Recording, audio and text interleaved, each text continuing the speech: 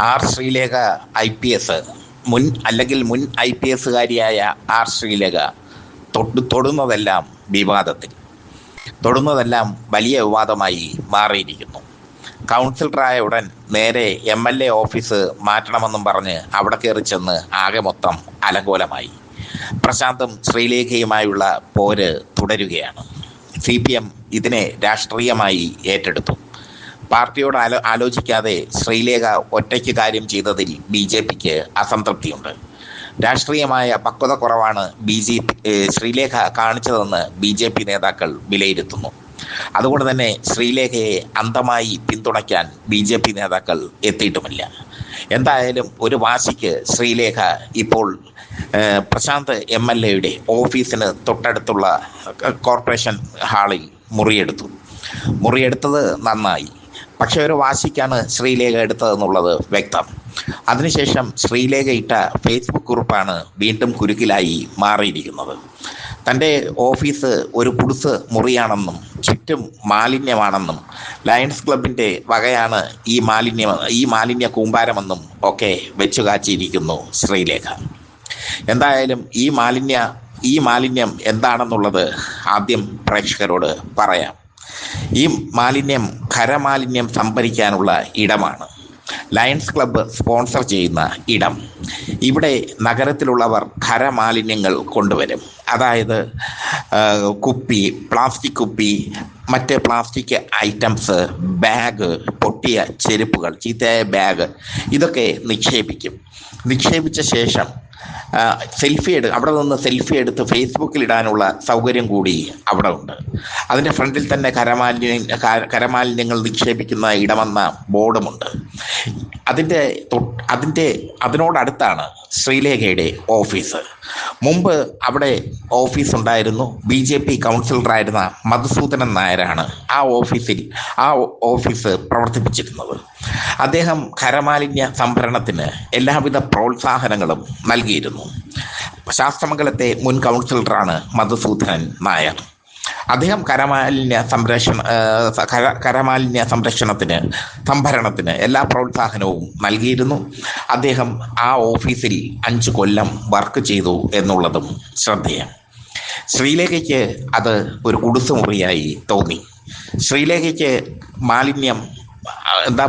മാലിന്യം വെറുപ്പുള്ള വസ്തുവായി തോന്നി. പക്ഷെ നഗരവാസികൾ അവരുടെ ഖരമാലിന്യം, ജൈവമാലിന്യമല്ല എന്നുള്ളത് ശ്രദ്ധിക്കണം.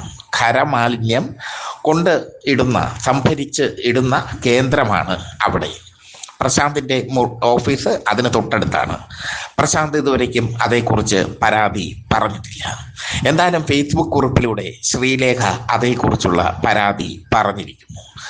പരാതി എന്നുള്ളതല്ല, താൻ കുടുസുമുറിയിലാണ് ഇരിക്കുന്നതെന്നും ചുറ്റും മാലിന്യമാണെന്നും ടൺ കണക്കിന് മാലിന്യമുണ്ടെന്നും ഒക്കെയാണ് ശ്രീലേഖ വെച്ച് കാച്ചിയിരിക്കുന്നത്. ഇതോടെ ശ്രീലേഖ വീണ്ടും കുരുക്കിലായിരിക്കുകയാണ്. ഖരമാലിന്യ സംഭരണം എന്നുള്ളത് ഒരു നഗരത്തിൻ്റെ അനിവാര്യതയാണ്. ആ നഗരത്തിൻ്റെ അനിവാര്യതയാണ് ഇങ്ങനെയുള്ള ഒരിടം. ആ ഇടം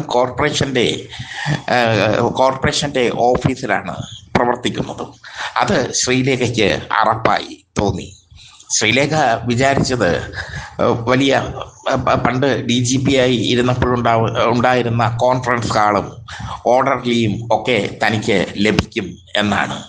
രാഷ്ട്രീയത്തിലേക്ക് ഇറങ്ങുമ്പോൾ ഇതൊന്നും ലഭിക്കില്ല എന്നുള്ള സത്യം ശ്രീലേഖയ്ക്ക് തിരിച്ചറിയാൻ വൈകിപ്പോയി എന്ന് തോന്നുന്നു. എന്തായാലും മേയറാകാത്തതിൽ ശ്രീലേഖയ്ക്ക് അസംതൃപ്തിയുണ്ട്. അതുകൊണ്ടാണ് VK പ്രശാന്തിനെ വിളിച്ച് മുറി മാറി തരണമെന്നും മേയറായിരുന്നെങ്കിൽ ഇത് താൻ ആവശ്യപ്പെടില്ലായിരുന്നെന്നും ഒക്കെ പറഞ്ഞത്. പിന്നീട് ശ്രീലേഖ VK പ്രശാന്തിനെ കണ്ട് പ്രശ്നം സോൾവ് ചെയ്യാൻ ശ്രമിച്ചെങ്കിലും അതിനിടയിൽ രാഷ്ട്രീയമായി CPM ഇതിനെ നന്നായി മുതലെടുത്തു.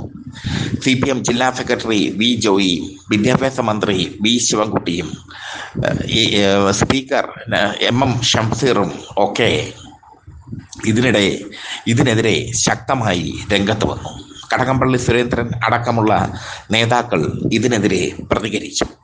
എന്തായാലും അതിനുശേഷം ഒരു വാശിക്ക് ശ്രീലേഖ ഓഫീസ് തുറന്നു ശേഷമാണ് ശ്രീലേഖ തൻ്റെ ഓഫീസിൻ്റെ ചിത്രവും അതിൽ ഭാരതാംബയുടെ പൂജ എന്ന ഫോട്ടോ വെച്ച് പൂജ നടത്തുന്ന ചിത്രവും ഖരമാലിന്യത്തിൻ്റെ ചിത്രവും ഒക്കെ പുറത്തുവിട്ട് അപഹാസ്യ ആയിരിക്കുന്നത്.